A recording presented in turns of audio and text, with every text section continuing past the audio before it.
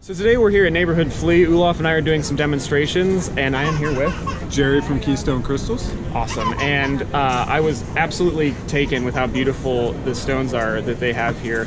And we were actually able to do a little collaboration. This is the piece I made for them. Here we are. There it is. And I'm going to hold off on showing you what I'm going to use the stone that I have from them for until a little bit later. So where can they find your work?